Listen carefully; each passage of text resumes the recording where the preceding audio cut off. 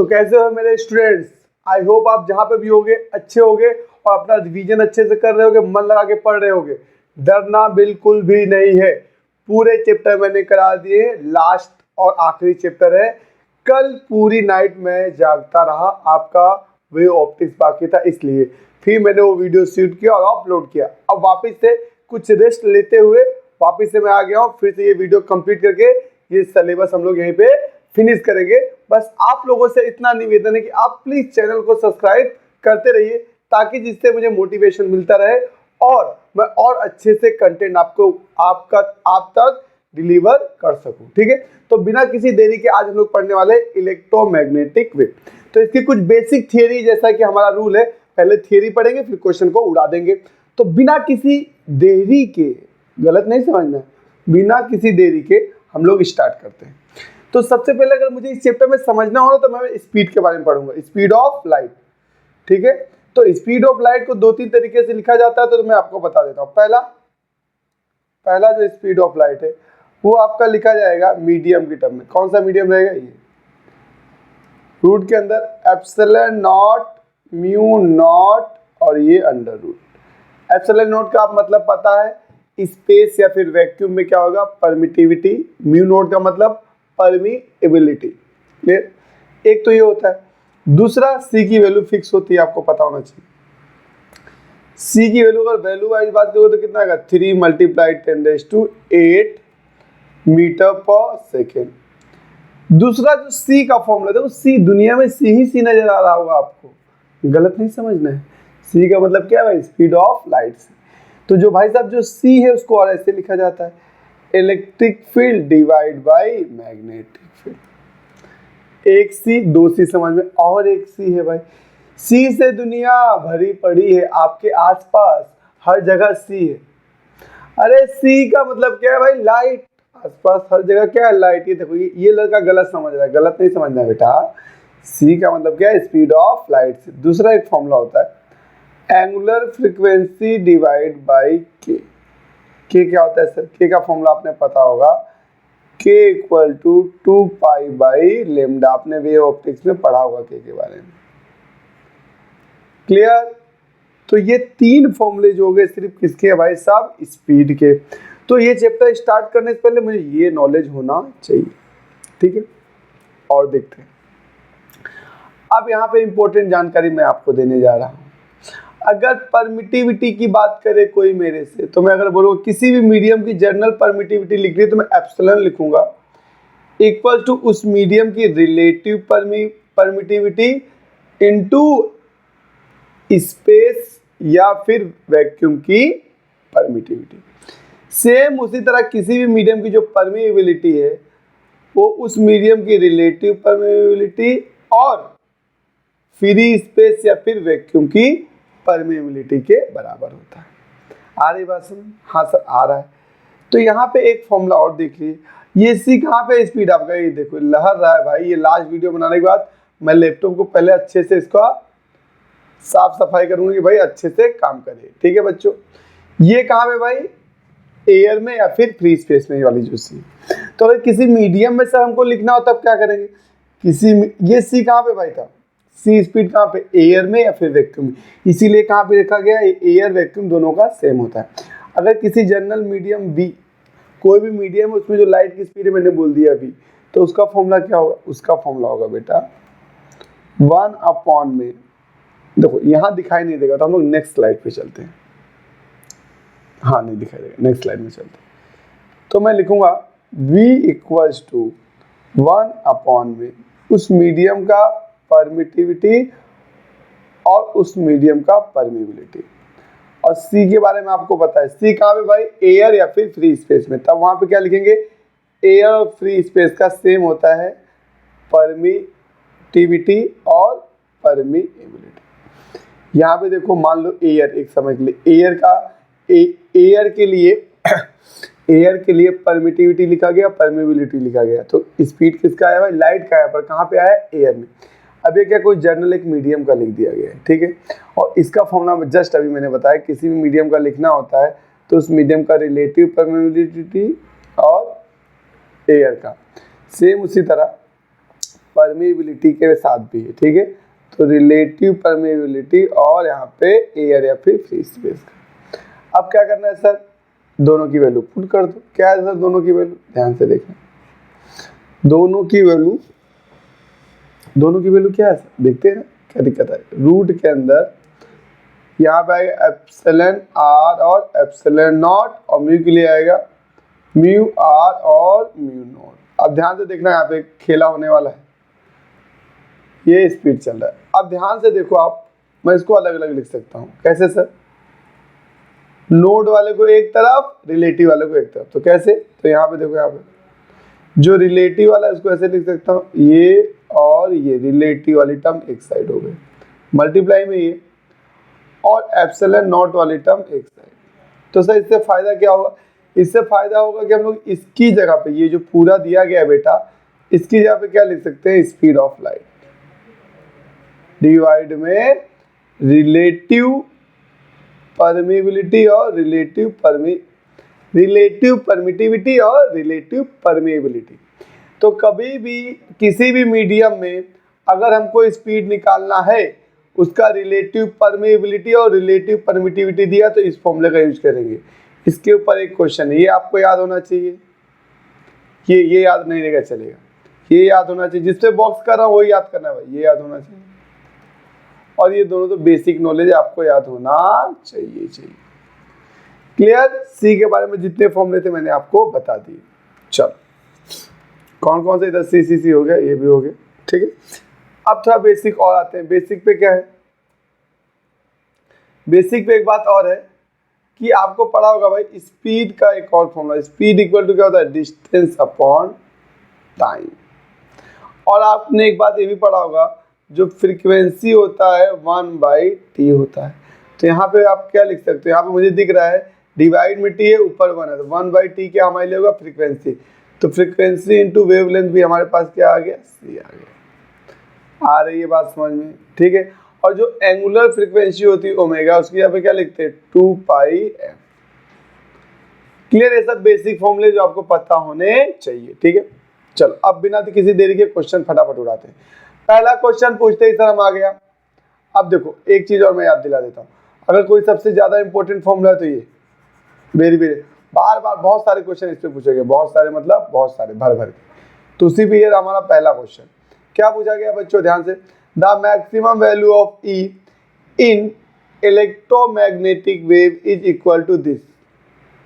Electric field का maximum value कितना दिया भाई साहब, 27 वॉट पर मीटर, मतलब SI यूनिट है, कोई डरने वाली बात नहीं है। तो क्या बोला गया था, maximum value of magnetic field निकालना है। E दिया गया है, B निकालना है, फॉर्मूला बेस्ड क्वेश्चन आ गया। अभी जस्ट मैंने आपको फॉर्मूला बताया कि C इक्वल टू होता है E/B। हमको B निकालना है तो C नीचे जाएगा और B ऊपर आ जाएगा। तो सर आगे क्या करेंगे, सॉल्व कर देंगे। तो B इक्वल टू आ गया आपके पास E/C। सॉल्व कर ले क्या, सॉल्व कर। E की वैल्यू कितनी है, 27। C की वैल्यू कितनी है, 3 × 10⁸ याद होना चाहिए स्पीड की, राइट। तो सॉल्व करोगे तो कितने जाएगा, 9 टाइम्स में जाएगा। तो 9 ×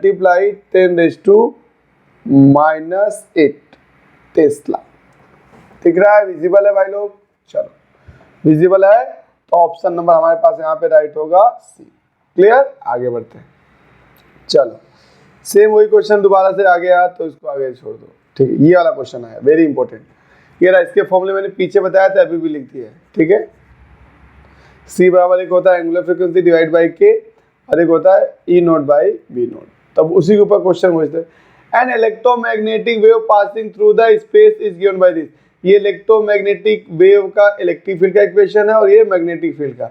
तो बोला है कौन सा ट्रू है, ट्रू तो यही है भैया, देखो दोनों का C है, दोनों को क्या कर दो, ए वाले C की वैल्यू उठा के यहाँ पे रख दो, तो क्या आ जाएगा, देखो रखोगे तो ω/K। और इधर क्या चल रहा है आपके पास, नोड है तो नोड लिखो, E है तो E लिखो, कोई डरने वाली बात नहीं। क्लियर, अब दोनों का क्रॉस मल्टीप्लाई हो जाएगा, क्रॉस मल्टीप्लाई हो जाएगा तो ये इधर जाएगा और ये इधर जाएगा, तो क्या हो जाएगा, ओमेगा, ध्यान से देखना, B0 equals to E0 × K। तो ये हमारा आंसर है। तो देख लो B0 के साथ क्या होना चाहिए, ओमेगा, देखो ये रहा, ई नोट के साथ क्या होना चाहिए के। तो ऑप्शन नंबर हमारे पास कौन सा राइट है भाई, सी राइट। आई बात समझ में, देख रहे हो आसान आसान क्वेश्चन आ रहे हैं। नेक्स्ट बहुत आसान क्वेश्चन, ई बाई बी क्या होता है भाई, स्पीड ऑफ लाइट। क्या होता है भाई, speed of light. E by B क्या होता है, speed of light.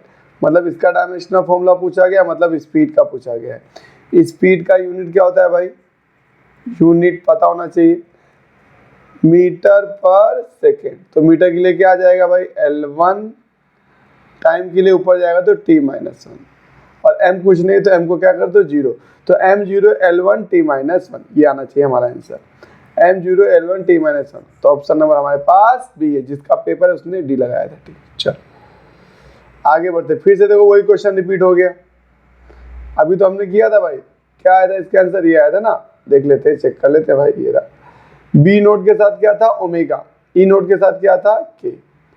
B note के साथ क्या होना चाहिए ओमेगा, बी नोट के साथ ओमेगा, बी नोट के साथ ओमेगा, ये रहा, और ई नोट के साथ के।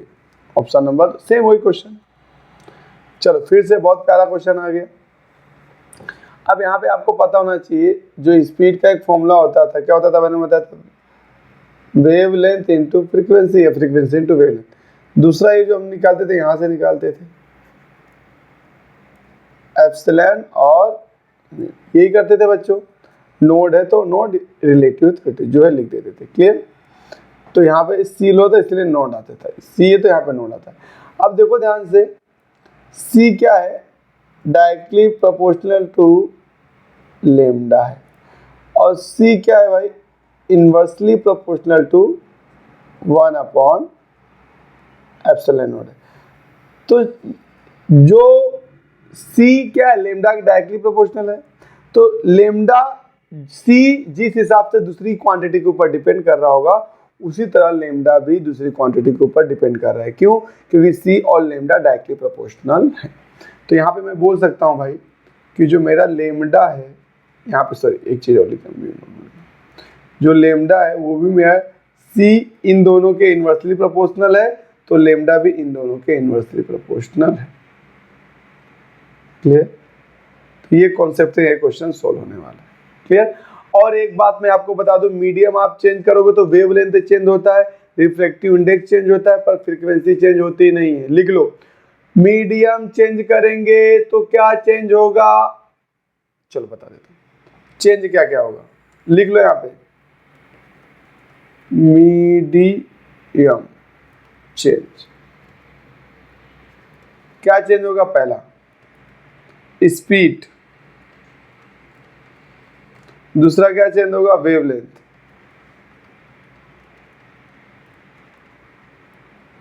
दिख रहा है। थर्ड क्या चेंज होगा, रिफ्रैक्टिव इंडेक्स, जिसको हम लोग किससे बोलते हैं, एन से, रिफ्रैक्टिव इंडेक्स। क्या चेंज नहीं होता है, does not change, frequency change नहीं होती। क्या नहीं चेंज होती, फ्रीक्वेंसी चेंज नहीं होती। ये बात याद रख लो आप। क्लियर। अब क्वेश्चन पे आते हैं। ठीक है, आई होप आपने इसका स्क्रीनशॉट ले लिया होगा। वेरी वेरी इंपॉर्टेंट भाई, चेंज ये तीन चीज होती है, स्पीड, वेवलेंथ और रिफ्रैक्टिवनेस। क्या चेंज नहीं होता है, फ्रीक्वेंसी चेंज नहीं होती। तो इसको मैं अब रफ कर दूंगा। क्लियर। तो ये क्वेश्चन में हमको सॉल्व करना है। चल आगे बढ़ते हैं, क्वेश्चन अब पढ़ते हैं। The frequency of electromagnetic wave in free space this, देखे रखा है, फ्रीक्वेंसी दिया है फ्री स्पेस में।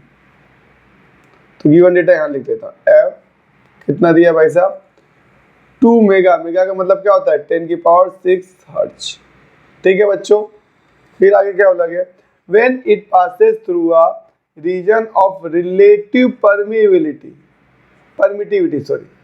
रिलेटिव परमिटिविटी यहाँ लिख सकता हूँ, मीडियम जिसका रिलेटिव परमिटिविटी 4 है। बहुत बढ़िया। फिर क्या बोला गया है, इट्स वेवलेंथ, उसका वेवलेंथ क्या होगा उस मीडियम में, और फ्रीक्वेंसी। फ्रीक्वेंसी तो कोई चीज, क्या हो रहा है, लाइट अपना मीडियम चेंज कर रही है, तो जिस मीडियम में जा रही है उस मीडियम का रिलेटिव परमेबिलिटी दिया गया भाई 4। आ रही बात समझ, अच्छा सर 4 दिया गया। तो उस मीडियम में जब लाइट पास आउट होगी तो उसका वेवलेंथ लाइट का क्या हो जाएगा, और फ्रीक्वेंसी। तो आपको पता है फ्रीक्वेंसी चेंज होने वाला नहीं है, तो फ्रीक्वेंसी क्या रहेगा, कांस्टेंट। तो कांस्टेंट वाले 2 ऑप्शन है, एक बी है और एक डी है। ध्यान से देखो, तो इन दोनों के लिए हमको सॉल्व करना पड़ेगा। क्या निकालना पड़ेगा, वेवलेंथ। वेवलेंथ का देखो परमिटिविटी के साथ कैसा रिलेशन है भाई, रूट के अंदर इनवर्सली प्रोपोर्शनल। और जो परमिएबिलिटी है उसके बारे में कुछ नहीं दिया गया, तो उसको हम लोग कांस्टेंट मानते हुए सॉल्व करेंगे। तो यहाँ मैं लिख सकता हूँ, ध्यान देना, लेमडा इनवर्सली प्रोपोर्शनल डायरेक्ट कर देता हूँ ये मीडियम का, ठीक है, आ रही बात समझ। तो यहाँ पे क्या होगा ध्यान देना, तो मैं दो केसेस में डिवाइड कर लेता हूँ, एक तो एयर के लिए यहाँ पे लिख देता हूँ, एयर के लिए, अरे यार क्या हो रहा है, क्या हो रहा है, ध्यान देना, आसान है, सिंपल है। एक बार एयर के लिए लिख लूंगा और एक बार किसी मीडियम के लिए, ठीक है, इसी का यूज करके। तो क्या हो जाएगा भाई, यहाँ पे ध्यान देना, लेमडा मैं डायरेक्ट लिखूंगा, ये रिलेटिव परमिटिविटी से काम है तो यहाँ पे direct relative permittivity. Clear, air के लिए रिलेटिव परमिटिविटी कितना होता है, 1, ठीक है, और वेवलेंथ हमको नहीं पता तो हमने लेमडा मान लिया है। मीडियम में रिलेटिव परमिटिविटी दिया है क्या सर, हाँ, अच्छा, वेवलेंथ नहीं पता है, निकालना है वी डैश, ठीक है। तो हम किसका यूज करेंगे, इस फंडे का यूज करेंगे। तो देखो इसको हम लोग अगर इस साइड ले लेंगे तो इधर दोनों मल्टीप्लाई हो जाएगा और इस साइड क्या आ जाएगा, कांस्टेंट। तो मैं लिख सकता हूँ एयर के लिए, और रिलेटिव परमिटिविटी भी किसके लिए भाई, एयर के लिए। सॉरी, यहाँ पे थोड़ा सा और स्मार्टली खेलेंगे हम लोग। स्मार्टली कैसे खेलेंगे, इसको नाम दे देते हैं भैया 1 और इसको नाम दे देते हैं 2। तो यहाँ मैं लिख सकता हूँ लेमडा 1 रूट के अंदर relative permittivity 1। Clear, same lambda dash निकालना है, 2 निकालना है, चलो इसको क्या बोल देते हैं 2, इसको हटाते हैं, 2 निकालना है और रूट के अंदर रिलेटिव परमिटिविटी ऑफ 2। क्लियर, तो 1 के लिए लेमडा ही रहेगा, यहाँ पे कितना आ गया, इसकी वैल्यू कितनी है भाई 1, तो 1 को सोल्व करोगे तो कितना आएगा, 1 ही आने वाला है। रूट के अंदर 1 रहेगा तो क्या आएगा, 1 ही आएगा। इधर देखते हैं लेमडा 2 तो निकालना है, ये कितना दिया गया 4, ये देखो दिया गया है, ये 4 दिया गया, तो इसको क्या लिख देंगे भैया 4, तो बाहर आ जाएगा तो कितना हो जाएगा 2 लेमडा 2 लेमडा। अब ये मल्टीप्लाई में तो कहाँ आ जाएगा, डिवाइड में, दिख रहा है बच्चों। तो यहाँ पे मैं लिख सकता हूँ, दिख रहा होगा आपको, लेमडा 2 इक्वल टू हो जाएगा लेमडा बाई, दिख रहा है 2, तो वेवलेंथ कितना हो जाएगा, हाफ, और फ्रीक्वेंसी क्या रहेगी, कांस्टेंट, क्योंकि फ्रीक्वेंसी मीडियम के ऊपर डिपेंड नहीं करती। तो देखो ऑप्शन नंबर डी राइट है हमारा। क्या बोला गया है, बिकम्स हाफ, क्या वेवलेंथ क्या हो जाएगी, हाफ, और फ्रीक्वेंसी क्या रहेगी, कांस्टेंट। क्लियर, आगे बढ़ते हैं, चलो ठीक है, बहुत प्यारा क्वेश्चन आ गया। अभी क्वेश्चन का, at room temperature if the relative permittivity of water this, question में गिवन डेटा में क्या दिया गया, रिलेटिव परमिटिविटी।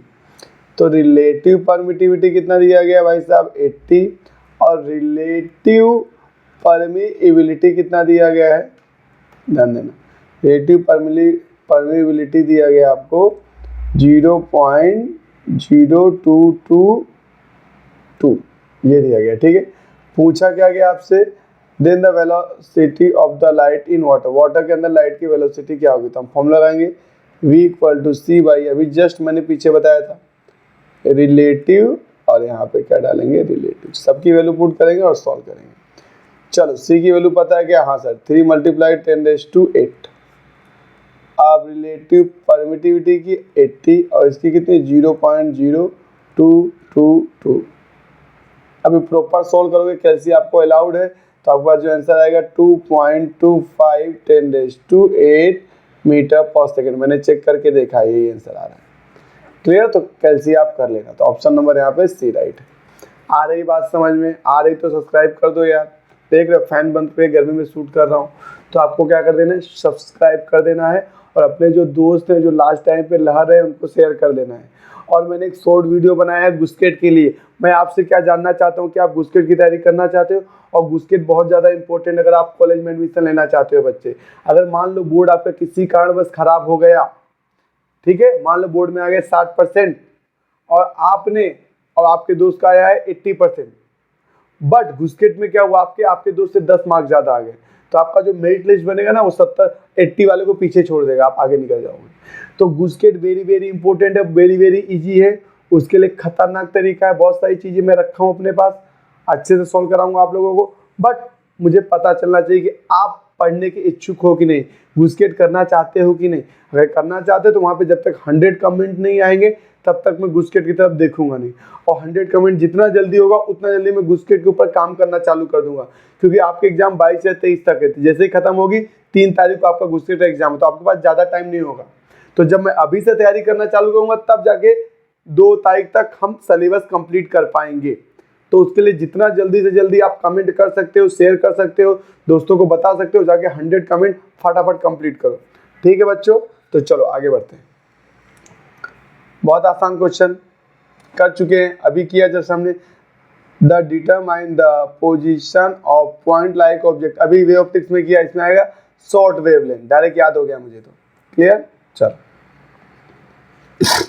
अब क्या बोला गया था, electromagnetic wave coming from infinity, मतलब बहुत दूर से आ रहा है। ठीक है, entire a medium from the vacuum. ठीक है, for this wave is independent of the medium, medium की कौन सी प्रॉपर्टी से ये इंडिपेंडेंट है। कोई भी मीडियम, मतलब मीडियम की कैसी प्रॉपर्टी होनी चाहिए जिससे लाइट का कुछ भी चेंज ना हो।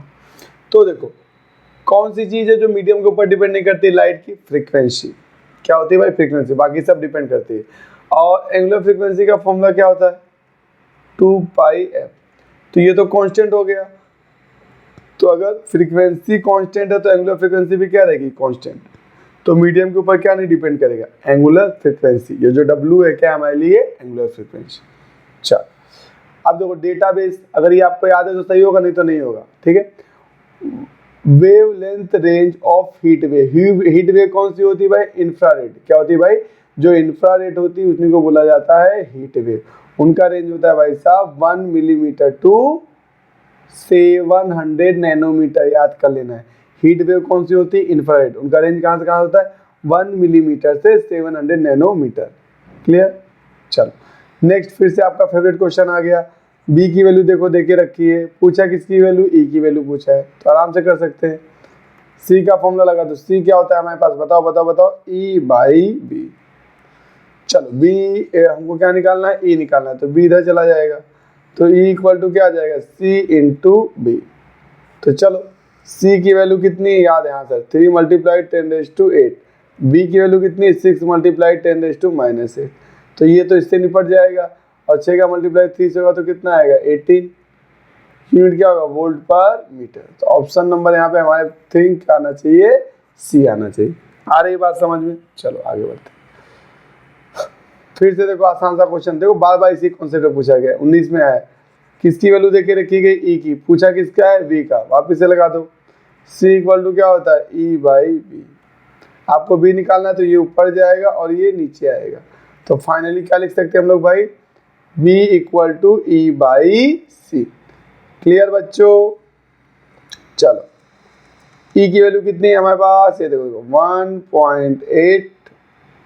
ठीक है, और C की वैल्यू कितनी, 3 × 10⁸। आ रही बात समझ, इसको सॉल्व करोगे तो आएगा यहाँ पे 0.6, और ये ऊपर चल जाएगा, तो ऊपर जाएगा तो 6 × 10⁻⁻8, एक पॉइंट पीछे आ जाएगा तो -8, और यहाँ पे -9 टेस्ला। तो ये आना चाहिए, तो ऑप्शन नंबर हमारे पास यहाँ पे भाई साहब सी राइट। आ रही बात समझ में, अगर आ रही तो कर दो सब्सक्राइब, जब आ ही रहा समझ तो कर दो सब्सक्राइब भाई साहब, इतना सोचना क्यों। चलो फिर से, for radiation 6 GHz passing through air, the wave number पर मीटर लेंथ। वेव नंबर क्या होता है, अभी पढ़ के आ रहे हैं हम लोग, वेव नंबर को बोलते हैं 1/λ। क्लियर, 1/λ। तो अब ध्यान से देखो, स्पीड इक्वल टू क्या होता है, λ/में फ्रीक्वेंसी। तो अगर लैम्डा को सब्जेक्ट बनाओगे तो ये कहाँ पे आ जाएगा, डिवाइड में। तो फ्रीक्वेंसी इंटू क्या हो जाएगा, सी, और यहाँ पे क्या आ गया, लैम्डा। सॉरी गलती हो गई भाई, गर्मी है तो गलती होना लाजमी है। तो क्या आ जाएगा, सी, अरे वाह, सी बाई एफ। अरे यार क्या हो रहा है ये मेरे साथ, चलो सी बाई एफ, ये लेमडा का आ गया। ठीक है, तो लेमडा की वैल्यू ये आएगी, तो लेमडा की वैल्यू यहाँ पुट कर दे क्या, हाँ सर पुट कर दो। तो लेमडा की जगह मैं क्या लिख सकता हूँ, बताओ आप लोग बताओ, सी डिवाइड बाई एफ। अब एफ कहाँ जाएगा, उड़ी मार के ऊपर, तो जो आपका वेव नंबर चल रहा है वो क्या आ जाएगा, F/c। यही आपका क्या है भाई, वेव नंबर। बड़े से बना देते हैं, क्या दिक्कत आ रही है। फ्रीक्वेंसी क्वेश्चन में दिया है क्या सर, हाँ सर दिया है, देखो दिया है। गीगा का मतलब कितना होता है, याद रख लो 10⁻⁹ होता है। तो मैं यहाँ पे लिख देता हूँ साइड में, फ्रीक्वेंसी कितना है हमारे पास, 6 × 10⁹ हर्ट्ज।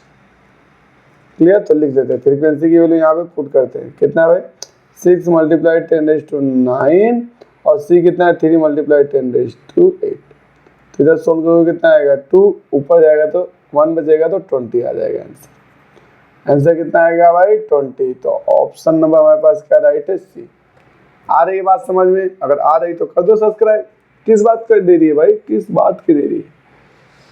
चलो, और एक बात आपको पता होना चाहिए, जो इलेक्ट्रिक फील्ड होता है, पता होना चाहिए, electric field always perpendicular to होता है मैग्नेटिक फील्ड। क्लियर, ये बात याद रखना। चलो ध्यान से करें। हाँ, क्या बोला गया, प्लेन इलेक्ट्रोमैग्नेटिक वेव, उसका फ्रीक्वेंसी देके रखा गया है, कहाँ पे ट्रैवल कर रहा है, फ्री स्पेस में, किसके लॉन्ग, एक्स के लॉन्ग। ठीक है, at a particular point in space time electric field इतना दिया है, तो बी का वैल्यू बताना है। तो बी का वैल्यू बताना है तो पहले मैग्नीट्यूड निकाल लेते हैं। मैग्नीट्यूड कैसे निकालते हैं सर, आता है हमको। C इक्वल टू आपने बताया E/, क्या होता है B निकालना है, तो B इक्वल टू आ जाएगा आपके पास E/c। तो अगर ये आ जाता है तो हम क्या करेंगे, वैल्यू को पुट करेंगे। वैल्यू क्या है सर हमारे पास, E की वैल्यू क्वेश्चन में देके रखिएगी। हाँ सर, ये अभी सिर्फ मैग्नीट्यूड ले रहे हैं, डायरेक्शन से कुछ लेना देना नहीं, एक एक करके नहीं पाएंगे। 6.3 मल्टीप्लाई डिवाइड बाई कितना आएगा 3 × 10⁸। सॉल्व करोगे तो कितना आएगा बताओ, यहाँ पे 2 आएगा, इधर 1 आएगा, इधर आएगा 10⁻⁻। पर ये भी क्या है, वेक्टर क्वांटिटी, तो इसकी भी क्या होनी चाहिए भाई, डायरेक्शन। तो डायरेक्शन क्या होगी भाई, perpendicular to electric field. Electric field कहाँ पे देखो, जे में, तो ये क्या हो सकता है, आई में होगा या फिर के में होगा। तो ऑप्शन में आई तो कहीं दिख नहीं रहा है, सिर्फ क्या दिख रहा है, के वाले में ये मैग्नीट्यूड के साथ आंसर चाहिए। तो ऑप्शन नंबर हमारे पास क्या आ जाएगा भाई, सी। ये क्या आ गया भाई, के। आई बात समझ में, चलो आगे बढ़ते। क्यों, क्योंकि ये जे, आई और जे कितने एंगल बनाते हैं, 90 का बनाते हैं। जे और के भी 90 का बनाते हैं, जे और आई भी 90 का बनाते हैं। बट हमारे क्वेश्चन में कंडीशन क्या है, क्वेश्चन में कंडीशन है कि भाई दोनों कैसे हैं, एक दूसरे से परपेंडिकुलर। तो परपेंडिकुलर देखो, जे के साथ तो परपेंडिकुलर होगा नहीं, तो ये कैंसिल हो गया, ये कैंसिल हो गया, बचा ये दोनों में से आंसर आएगा। तो मैग्नीट्यूड हमने निकाल लिया, तो आ गया आंसर। आ रही बात समझ में। Next question, database use for LASIK eye surgery. Eye surgery के लिए यूज होता है अल्ट्रा वायलेट रेस। क्या यूज होता है भाई, अल्ट्रा वायलेट रेस, आपको याद होना चाहिए। ठीक है, फिर क्या बोला गया, देखो ये क्वेश्चन वापस से रिपीट हो गया। Waves are sometimes refracted to as heat wave. Heat wave कौन सी होती है भाई, इंफ्रारेड। इंफ्रारेड क्या होती है भाई, हीट वेव। ठीक है, नेक्स्ट क्वेश्चन आ गया, बहुत आसान क्वेश्चन। क्या बोला गया, सेम वही question. The amplitude of the magnetic field electromagnetic wave this. Magnetic field दिया, आपसे क्या पूछा, amplitude of the electric field. तो लिख लेते हैं, गिवन डेटा मैग्नेटिक फील्ड कितना है भाई, ध्यान देना, नैनोमीटर में 510 नैनो मतलब 10⁻⁹ टेस्ला। आपसे क्या पूछा भाई, इलेक्ट्रिक फील्ड पूछा। तो हमारे पास कौन सा फॉर्मूला है, अभी जस्ट बार बार वो यूज करते आ रहे, E/B = C। हमको क्या निकालना है, E, तो क्या करें इधर मल्टीप्लाई कर दो। तो E का फॉर्मूला आ गया B × C। B कितना है हमारे पास, देखो देखो देखो देखो 510 10⁻⁹। क्लियर, C कितना है 3 × 10⁸। सॉल्व कर लो। चलो कैलसी अलाउड है, हाँ सही अलाउड है, तो कर लेते हैं, गलती ना हो। कितना करेंगे, 510 × 3 कितना आ गया 1530। तो यहाँ लिख सकता हूँ मैं, ध्यान देना 1530, और ये मल्टीप्लाई होगा तो कितना है 10⁻⁻1। ठीक है, -9 और इधर -8। तो अगर इसको सही से शिफ्ट करके लिखेंगे तो क्या आएगा बताओ, E = पॉइंट आगे चल जाएगा 153.0, तो ये आएगा। तो ये रहा 153 आंसर है, 153 वोल्ट पर मीटर। तो ऑप्शन नंबर क्या राइट है यहाँ पे बच्चों, ऑप्शन नंबर बी राइट। आ रही बात समझ में? चलो नेक्स्ट, बहुत आसान question. Vg, Vx, Vm are velocity of gamma, x-ray और माइक्रोवेव्स रिस्पेक्टिवली इन स्पेस। अब क्या बोला, ये स्पेस में है, ठीक है। कहाँ पे? स्पेस में है। कौन कौन सी वेव? 3 वेव, एक गामा है, एक एक्सरे और एक माइक्रोवेव। तो आपको मैं बता दूं ये तीनों क्या है भाई, एक टाइप की इलेक्ट्रोमैग्नेटिक वेव है। इलेक्ट्रोमैग्नेटिक वेव का वेलोसिटी कब चेंज होता है? जब मीडियम चेंज होता है। तो यहाँ पे मीडियम चेंज नहीं हो रहा है, एक ही मीडियम में है, इसीलिए तीनों का वेलोसिटी क्या होगा? सेम। क्यों? क्योंकि तीनों इलेक्ट्रोमैग्नेटिक वेव। तो ऑप्शन नंबर हमारे पास डी राइट हो जाएगा। चलो फिर से एक क्वेश्चन आ गया, वेवलेंथ वाला, सेम वही क्वेश्चन दिख रहा है मुझे, ठीक है। तो इसका आंसर कितना आएगा? 20, वापस से रिपीट हो गया है। क्या पूछा गया आपसे? Wave number. तो वेव नंबर का फॉर्मूला लगा, तो 1 में लैम्डा लिखाया था, फ्रीक्वेंसी अपन में क्या आ गया था? स्पीड ऑफ लाइट आ गया।